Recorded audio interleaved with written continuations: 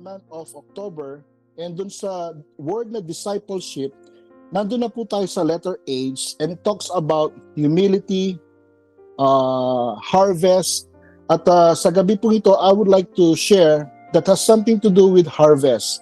So the title of the message is God's Heartbeat for People. No?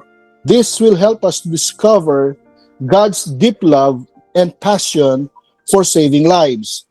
So the objective of the message is to help believers grasp God's heartbeat for people and be moved by grace to participate in soul winning with love and not with pressure.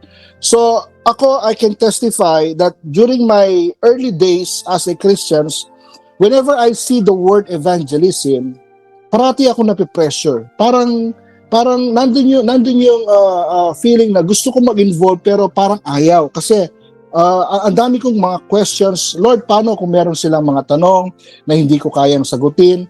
Lord, nahihiya po ako. Lord, ang dami ko pong dapat gawin. So those are the things na na-experience ko during my early years as a Christian, especially nung young people. But as we move forward, as we experience the grace of God, and as we discover His love for us, and we enjoy the gift of salvation, lalo po tayong binibigyan ng kaunawaan ng ating Panginoon sa tulong ng karunungan ng Santong Espiritu upang makita ang tunay na tibok ng puso ng ating Panginoong Diyos. At ito ay para sa mga tao na kung saan ikaw at ako ay kanyang inibig. No, these past Sundays that we have shared talking about the love of God, talking about loving like Jesus, talking about practicing the love that He gave to us. No, nakita po natin kung gaano kaganda, kung gaano kalalim, kung gaano kalawak ang pag-ibig ng Diyos sa buhay ng bawat isa. So sa gabi pong ito, that same love that we have received from God through Jesus Christ our Lord, sealed by the Holy Spirit, nais ng Panginoon na i-share din po natin yung pag-ibig na yon. And that love is the heartbeat of God to the people. That's why the message for tonight is God's heartbeat for people. Everyone has a heartbeat. Ang lahat po ng tumitibok pa ang kanilang puso sa ngayon, no, yung literal na puso, ay mag-thumbs up po, heart reaction. Hallelujah. But what if you could hear God's heartbeat? It's never impossible to hear the heartbeat of God. Hindi po imposible. Kung ikaw ay Kristiyano, and I believe tayo po ay lahat ay Kristiyano na nandito, mga believers po tayo, we have experienced His grace, we have received the salvation, we have the relationship to our Father through His Son Jesus, through the affirmation of the Holy Spirit. Tayo po ay in-envelope ng kanyang pag-ibig upang maunawaan, makita at maranasan ang tibok ng puso ng ating Panginoon. And God's heartbeat is for people. Yes, it's important to have a large congregation. Yung pangarap po natin lahat yan. Ini-aim po natin lahat yan. Mission po natin yan. It's important to have a wonderful facilities. But in a sense, the real heartbeat of God is for the people. Kaya ikaw, ako ay nandirito, hindi dahil pinili natin ang Diyos, kundi unang tumibok ang puso ng Diyos para sa atin. At siya ang pumili sa atin. And the very same reason why we can freely love is because we have received and experienced God's love. We love because He first loved us in 1 John chapter 4. No? Yun po yung share natin in the past few weeks. The world often values possessions, powers, or position. But God's greatest priority is people. My dear brothers and sisters, sa gabi pong ito, isa sa aking panalangin, no, ang panalangin ng the whole AIM Church congregation, the whole AIM Church leadership is for us to experience this kind of heartbeat, this kind of compassion for the people, especially to the unbelievers. Sa mga tao na hindi pa po nakakakilala, sa mga tao na hindi pa po nakikita, tinanggap ang biyaya ng kaligtasan, na ibinibigay ng ating Panginoong Hesukristo. Amen. Marami po tayong mga kamag-anak, marami po tayong mga kaibigan, marami po tayong kakilala na hindi pa po talaga nakakilala sa ating Panginoon. And tonight the message is for us to open our hearts, to that the Lord will open our mind, gives us wisdom, that the Lord will give us the same compassion, no, looking at these people through the eyes, through the lens of grace, that we need to share, we need to witness, we need to evangelize them, and we need to give the gift, the same gift of salvation that we have received in our hearts. Amen po ba? Yan. Good evening, Sister Rosalie, and we are extending our condolences and shalom to the whole family. Amen. Thank you so much for joining. So again, God's greatest priority is people. Thank you, Lord, for that. Sabi nga in Luke 19:10, Jesus, na binanggit niya, for the Son of Man came to seek and to save the lost people. Hindi po siya naparito upang mag-display lang ng kanyang kapangyarihan at ipakita with so much pride. Hindi po, no, hindi po ganoon, but rather ang kanyang ultimate purpose is to take good care, to show compassion, to seek and to save the people which are lost. Especially during his time, he displayed his love, he shared his compassion, and it's the same thing, it's the same ministry that God is invested in our heart. Not investing, but he already invested it into our heart for us to have the same purpose, to seek and to save the lost people. Mamaya, babalikan po natin yan. Also in Matthew 20:28, sabi nga, just as the Son of Man is Jesus, did not come to be served, but to serve and to give his life as a ransom for many. So dito po sa dalawang talata na ating po binasa, ipinapakita po dito na talagang ang tibok ng puso ng ating Panginoon Kristo ay para sa mga tao, lalo na ang mga tao na hindi pa po nakakakilala. No, ang Panginoong Kristo, when he opened his eyes and look at these people, his eyes are full of compassion, his eyes are full of love, at ito po ang kanyang nasa ng mga tao ito ay kanyang kupkupin, makaranasan nila ang biyaya ng kaligtasan at maranasan nila ang presensya ng ating Panginoong Diyos. Amen. So tonight, my brothers and sisters, the same heartbeat that God wants us to have is yung to seek and to save the lost. Ang heartbeat not for us to be served, but to serve these people by sharing the love of God through soul winning or evangelism or through effective witnessing. Amen? Evangelism isn't about forcing religion. Hindi po relihiyon. Alam na po natin lahat to. We are not promoting religion. Kung religion lang po ang pinopromote natin, wala pong saysay ang ating pinagagagawa po sa gabi ito. But rather, it's about helping them meet a God whose heart beats with love for them. Alam po ninyo, ang tibok ng puso ng Diyos ay para sa atin pong lahat. Kaya tayo po'y nandirito, pinili po tayo ng ating Panginoon Diyos, binago niya ang ating being, binago niya ang ating pagkatao, yung luma ibinaon na sa limot, tayo po'y pinatawad, tayo po'y pinahira ng kanyang banal na dugo, at yan po ang tibok ng puso niya na nagpaparana sa atin ng wagas na pag-ibig ng Diyos sa ating lahat. And this agape kind of love we have experienced, God wants us also to share this love to others. No, it's about helping them to meet a God whose heart beats with love for the people. God's heartbeat is for every soul. Grace moves us from obligation to compassion in reaching people.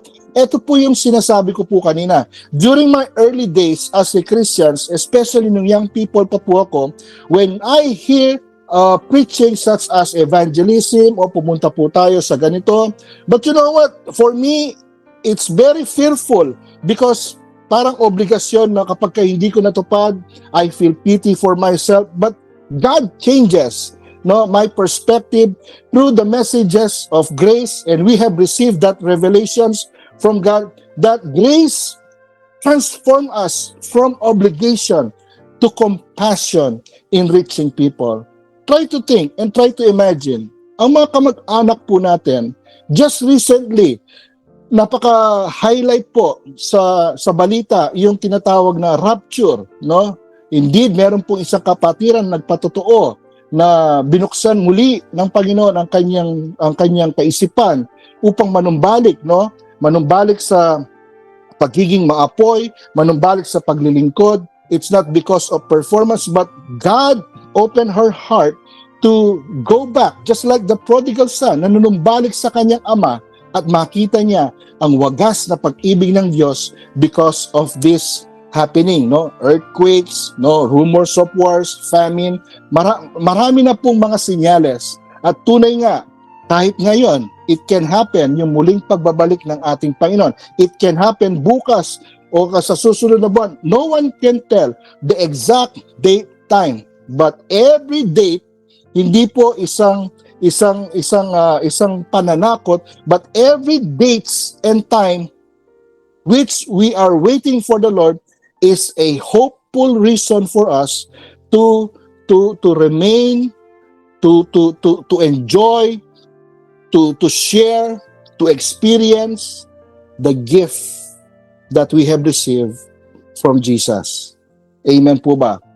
The big idea is God's heartbeat for people compels us to love, to share, reach out, not by law, not by fear or pressure, but by the overflow of His grace working inside of us. Hindi po tayo, hindi ang sariling lakas po natin, hindi po yung sariling effort po natin, bagkus yung biyaya na tinanggap po natin, yung Espiritu ng Diyos na nasa atin, na siyang kumikilos sa atin pong buhay, ang siyang kusang kumikilos at gumagawa upang hihayag ang kabutihan ng Diyos sa mga tao na hindi pa po nakakakilala sa Kanya.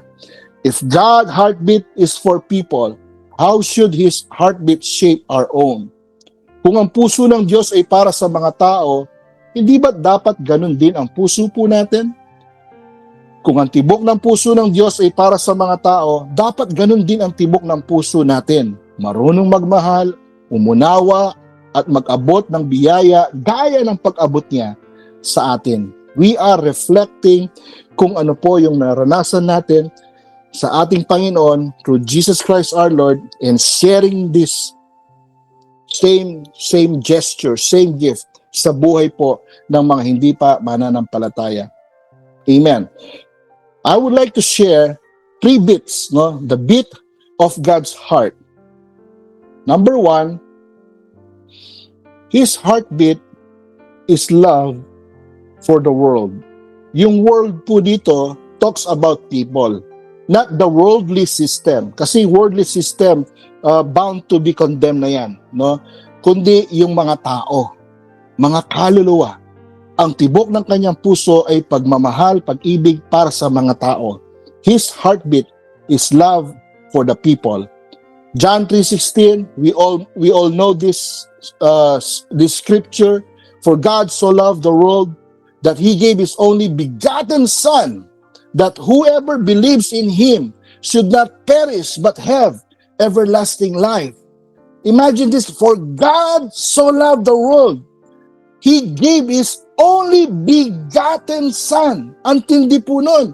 Ang binigay niya sa atin, sa tindi ng kanyang pag-ibig, ang ibinigay niya at ipinagkaloob niya sa atin ang kanyang begotten Son. Amen. Wow! Amen. Bigatin, no? Bigatin po ang ipinagkaloob niya sa atin. In Romans chapter 8, sabi nga, kung ipinagkaloob niya ang kanyang bugtong na anak, how much more He can provide for all your needs that you have tonight. Kung ang kanyang bugtong na anak ay naipagkaloob niya, gaano pa kaya ang mga pangangailangan natin?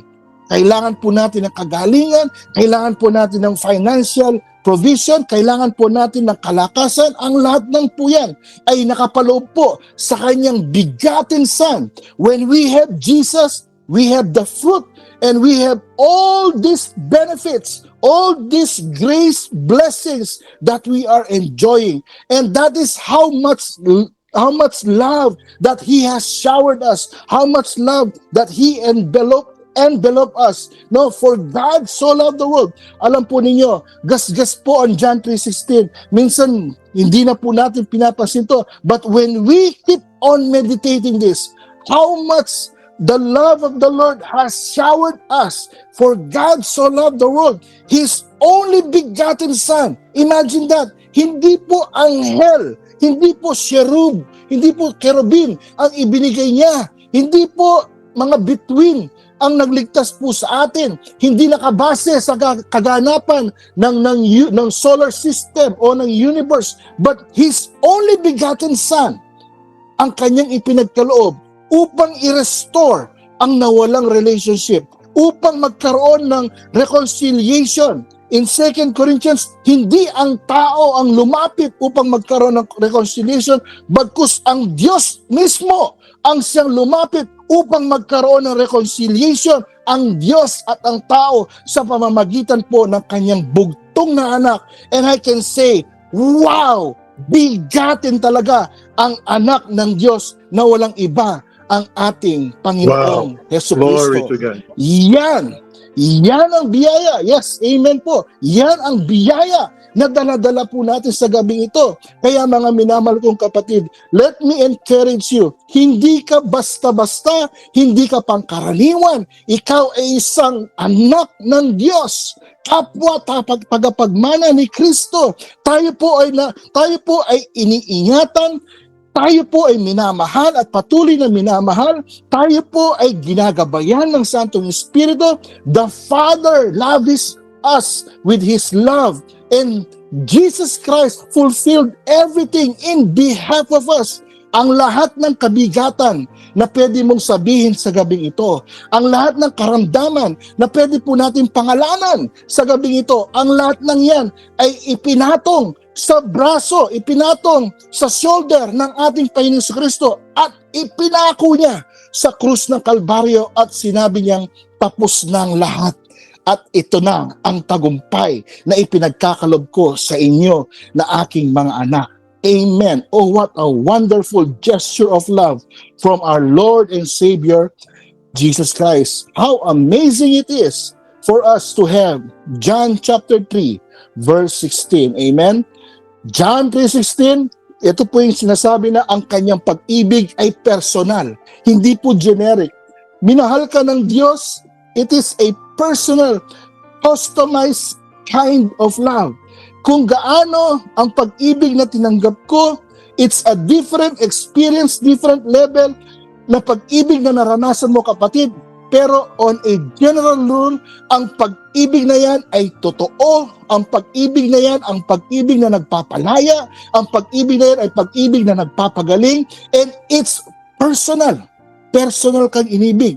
And His love is so generous. His giving is so generous, not reluctant. No, yung sinabi ko po kanina, kung yung bigatin sa niya na si Yesu Kristo ipinagkaloob niya, how much more? Ang basic need mo ngayon. Gaano ba kalaki? Sinlaki ba ng barko ang pangangailangan mo sa gabing ito, kapatid? Let me tell you, sa Kanya ang karagatan, higit na malawak ang karagatan kaysa sa barko. Gaano ba kalawak? Sinlawak ba yan ang karagatan? Siya ang manilikha. He created heaven and earth. Is there anything too hard for the Lord? Wala po. We are serving the most generous God, and His promises, Amen. His promise is Amen. eternal, not temporary. Imagine that. The hope that we have in our hearts, the hope of glory that God instill in our heart is the hope of eternal life. And even right now, hindi mo kailangan na mamatay ka muna at doon mo enjoy eternal life. Even right now, for the Son of Man came to give life, a life that is abundant.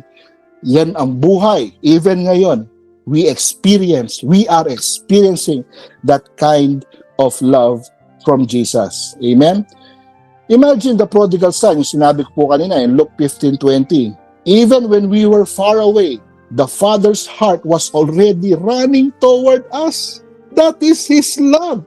Even when we were far away, tumalon ang Ama, tumakbo papalapit sa atin. And His love doesn't wait for us to fix ourselves. It makes us right where we are. No wonder Hallelujah. Glory to God. Matthew 11:28, come as you are.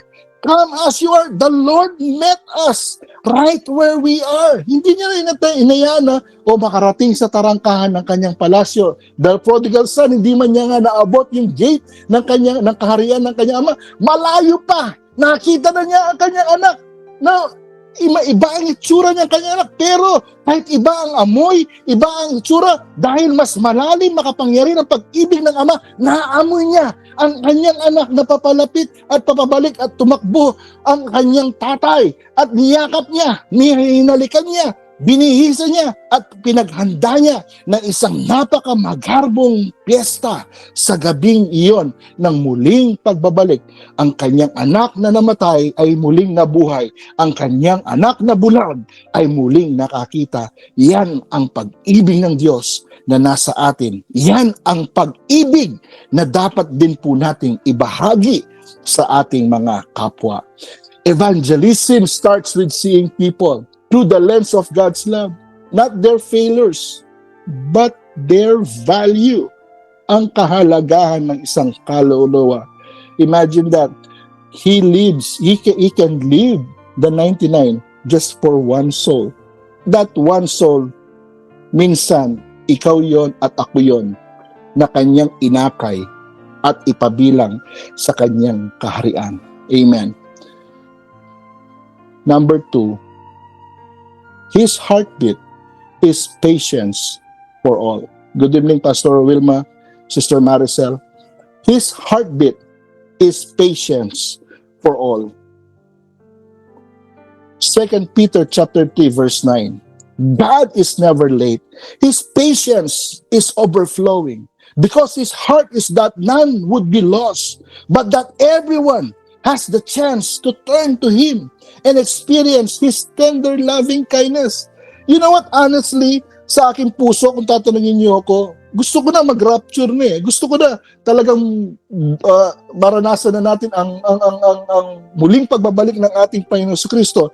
But God is still extending. This is the byproduct of His love that He is so much willing to extend His patience so that everyone will experience His tender loving kindness and would come to repentance and to know and receive the grace of salvation. You know what? I remember yung tender loving kindness that senior po ni Pastor Joel, yung chesed. No, walang papantay sa kabutihan.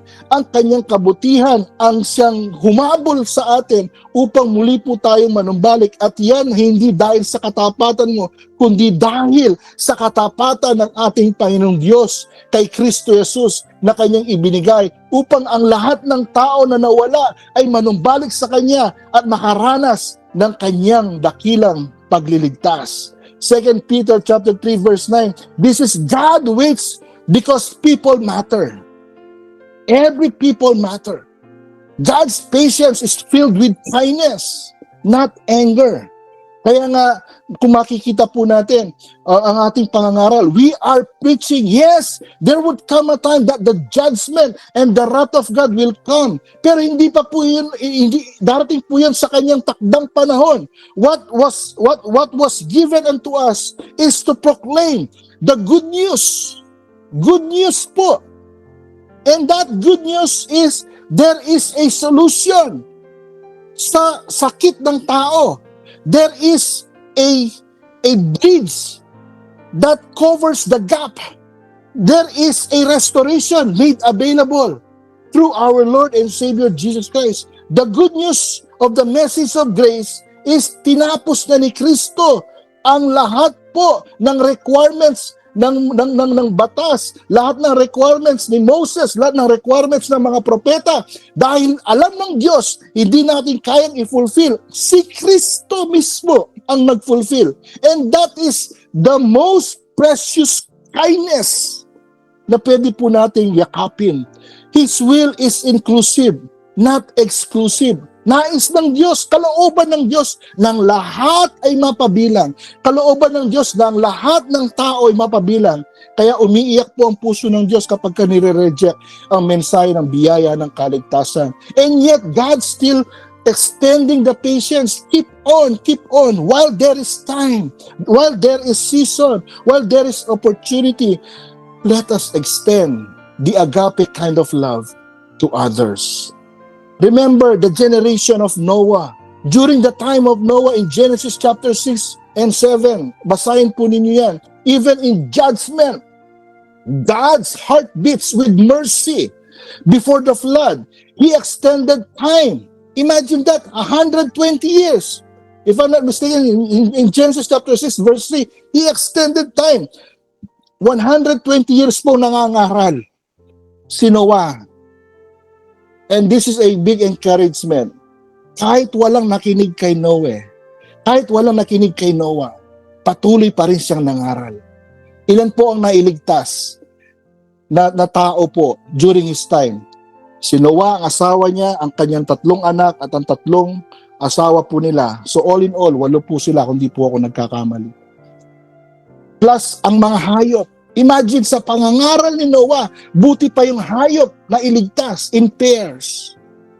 Alam po ninyo, sa gabing ito, kahit gaano pa kahayop ang tao sa tingin po natin, tingnan natin siya sa mata ng biyaya na meron po siyang value. We can still preach, not punishment first, but patience. His desire wasn't destruction. It was repentance and restoration. This is our call. This is our battle cry. This shows that God's heartbeat is not to condemn, but to give space for grace. He gives people time to turn back, not because they deserve it, but because His heart longs for them. His heart, God's heart, beats for the lost. Amen. This is a classic, this is a wonderful example that no matter how long, His patience still extends. At salamat sa ating pong Panginoon ng Kanyang patience ay naabot po tayo, kaya tayo po ngayon ay naririto sa gabing ito. Grace-based evangelism doesn't rush or pressure people. It trusts God's timing and keeps showing love. Amen. Number 3, dito po ang pinakalas, His heartbeat is rescue for the lost. Ang kanyang tibok ay upang iligtas ang mga nawawala. Luke 19:10, balikan po natin yung binasa natin kanina. And I would like to read this in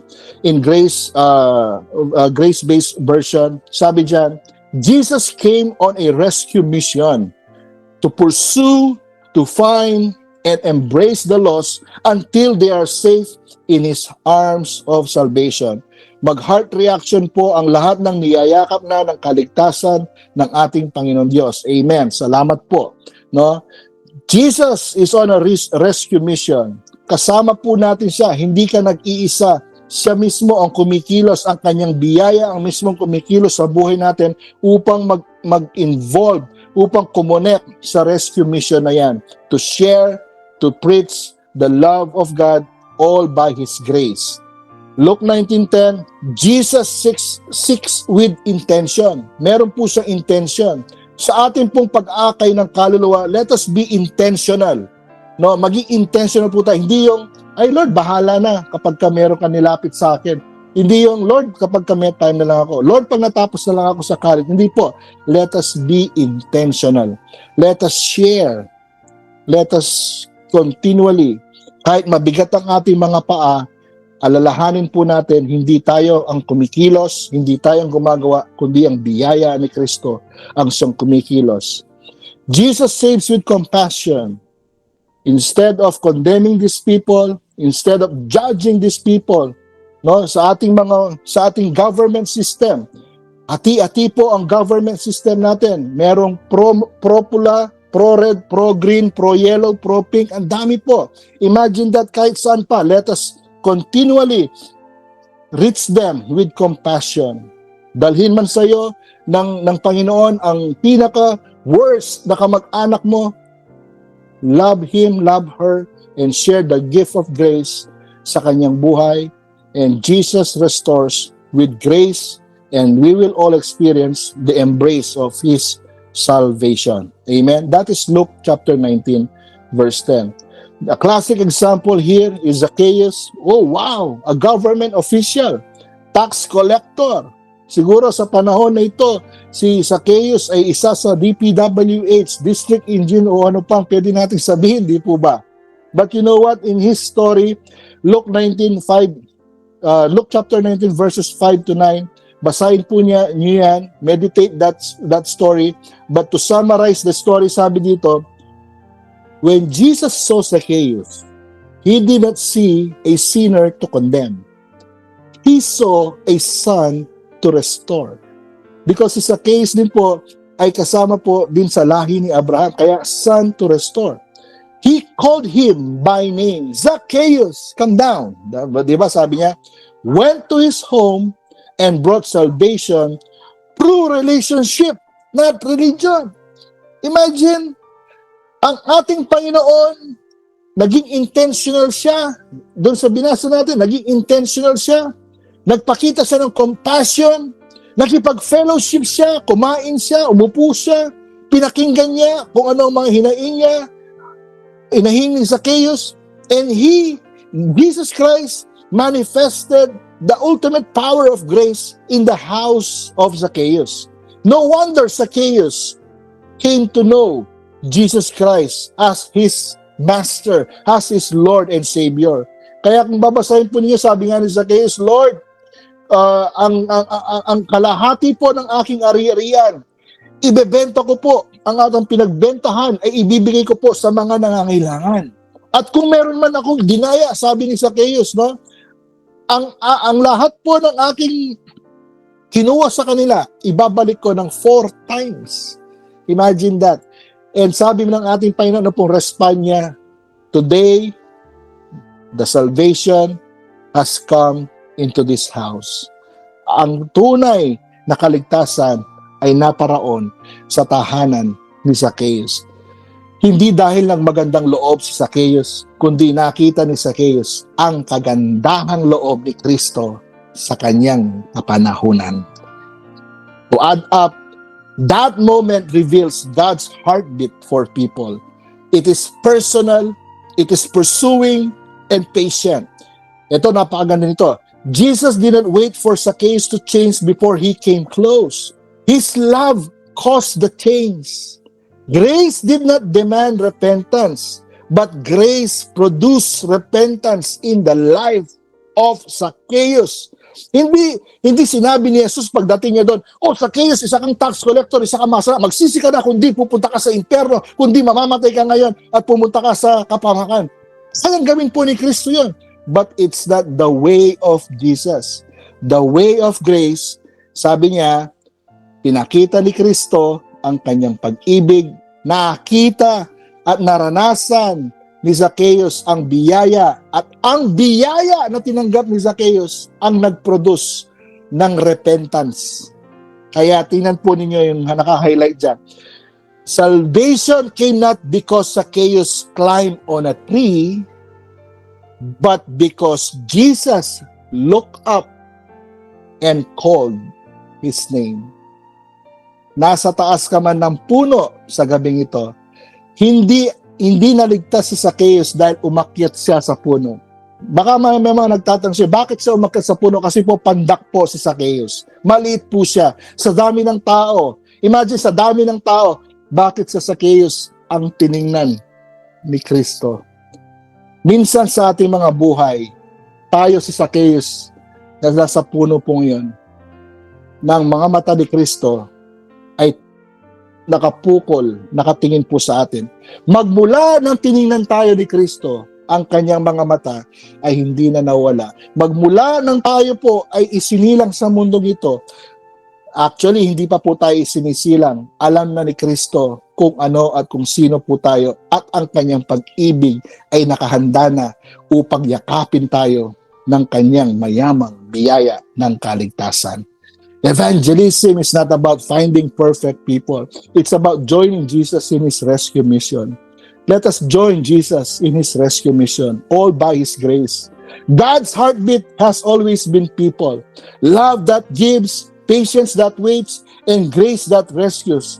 If his heartbeat is in us, evangelism is no longer a duty. It becomes a joyful overflow of grace. Dito po ako magtatapos. No, this week, don't strive to win souls by effort. Instead, I would like to encourage each and everyone, let God's heartbeat for people overflow through you. Love someone genuinely. Listen without judgment. And share Jesus naturally. Ito po yung encouragement na pwede po nating maging life application sa message na ito. No? Pray, show kindness, and look for one open moment to share your story of God's grace. You can screenshot that and you can copy that and you can use this challenge of the week as our rescue mission for someone. Ako po sa trabaho, I am trying to share the love of God sa kahit kanino pa man. It's not because of me. It's because of the love of God. Try to imagine this. Kung ang mga taong ito ay magtatapos ang kanilang buhay sa mundong ito, saan kaya sila hahagilapin?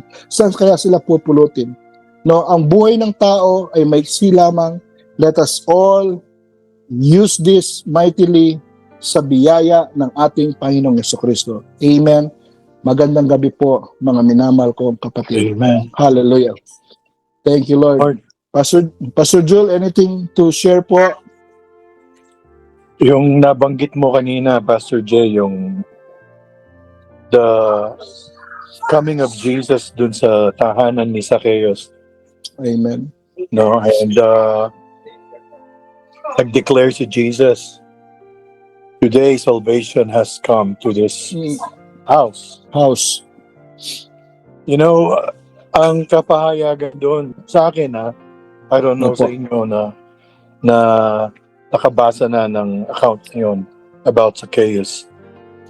Ang kapahayagan sa akin is that salvation is none other than Jesus himself. Today, Jesus came into that house. Salvation has come. Jesus is himself salvation. Amen. So, hindi yung act of salvation, kundi the person. Wow. The person. Amen. No, of salvation, who is none other than Jesus, Wow. that made a difference in the life of Zacchaeus. So, bago pa man nag-declare si Zacchaeus na half of my wealth and 4 times will I pay others for what I owe them, 4 times I will give them back. Bago pa niya declare yun, ating na yung kaligtasan sa kanya eh. Salamat. Kasi resulta ng kaligtasan yung pagiging generous ka eh. Amen. Yes. Yan ay isang clear picture of a generous man or a generous woman ay nakaranas ng kaligtasan, yung visitation ng presensya ng Panginoon sa kanyang buhay. So when Zacchaeus experienced salvation, the person himself, he declared, he was parang napalakas siya na magdeklara. At sinabi niya, 4 na beses ko pong ibibigay ito sa mga napagkautangan yung bang nadaya or whatever na nagawa o nangyari sa buhay ni Zacchaeus. So, in light sa atin, kung sa atin nating tingnan, kapag naranasan natin ang Panginoong Jesucristo, madali na lang magbitaw ng ipinagkatiwalang kayamanan sa atin. It will never be a struggle on our parts. Amen. So yun ang kapahayagan po when Christ's presence is in your life, generosity follows. Hallelujah. And one Yes. generosity to share what Jesus has done in your life. Isang generous gesture yung ibahagi mo yung ginawa ni Kristo sa iyo. Hindi na kailangan yung maging theologian ka pa o maging doktor ka pa ng divinity, doctor of divinity o PhD. maging apologist ka pa o yung tinatawag nilang masters in apologetics. Ang daming ganun ang mga kilala ko na talagang they're willing to debate and they say it's an apologetic gesture. Paano mo i-defend ang gospel ng Panginoon? You don't have to defend the gospel of Christ kasi tinapos na ng Panginoon Amen. Makapangyarihan si Jesus So, Yes. one day of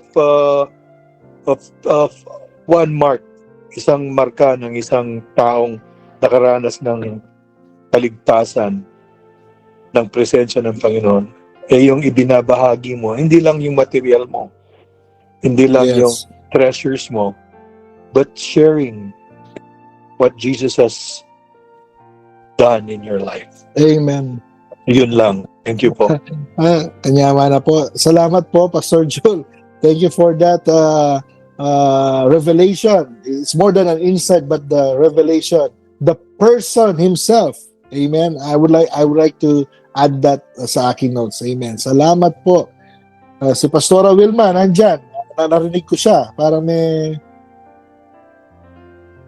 Oo, nag-amen si Wilma kanina So, merong tinatago yan. Palabas mo na. Labas mo na. ano na po yun, totally agreeing with Pastor Jule with the statement. Jesus has come himself and Yeah. He is salvation. And Yep. that's more than enough. Lagi una ang Panginoong Jesus na naghahanap sa tao. Yes. Lagi ang Panginoon, siya yung nauuna. He provided for the means by sending His Son. Katulad ng mensahe po kanina, He tabernacled with us. Hallelujah. Hindi na yung katulad nung in the book of Genesis, yung sinabi, that the Spirit of the Lord is hovering over the face of the earth. But now, and because of Christ, in John chapter 1, verse 14, sabi doon, and the Word became flesh and dwelt among us. He pitched His tent. He is now in residence sa ating mga buhay. He now dwells in us. Amen. So, yun palang, na yun wala ka nang hahanapin. Magre-resulta yun. Magre-result po it's because you have Him, Jesus, God Himself sa buhay mo. Na yun. Sold out ka na. Yes. Yung wala nang question, wala nang doubt sa yung buhay because kung ibinigay niya yung the best niya, what more kung ano pa yung mga maliliit, simple things na hinihingi natin sa Panginoon. He has given His best and the best yung kanyang anak. So, Hallelujah. anak na ang Panginoon. Yun lang po. Amen. Yep. At saka kung gusto ko lang susugan yun, no? Kasi Opo. there are times that we misinterpret the reality na maraming tao ang tumatanggap sa ating Panginoon sa Kristo. No, yun, nakikita natin sa gawain. Although not everybody in the church is a Christian, that's a good observation. Dapat talaga may mga dumadalo sa gatherings natin na first time, second time, third time, or whatever, how many times pa sila, pero hindi naman talaga Christians. Kasi kahit na 1 year, 2 years ka na sa church gathering that doesn't necessarily mean na Christian ka na. Diba? So Yes. there are times na dapat nababanggit natin talaga yung si Kristo ang kaligtasan. Siya ang ating Amen. dahilan kung bakit tayo nagkakatipon. Yes. Amen. Siya talaga. No? Amen. Kaya lumalago din ang gawain ng Panginoon is dahil may nangyayaring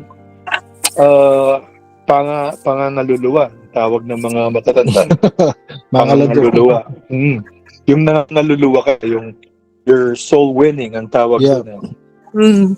So, isang talaga yan ng naranasan mo talaga ang kaligtasan. Yes. It's one clear and obvious palpable ang tawag ng mga ibang Englishero o palpable, obvious. Yeah. Obvious. Obvious yun, palpable. Ang ibig sabihin nun, na ikaw ay talagang nakaranas ng presence ng ating Panginoon at kaligtasan, ay hindi mo talaga sinasarili yung ipinagkatiwala sa iyo ng ating Panginoon. Amen. Di ba, Pastor? Opo.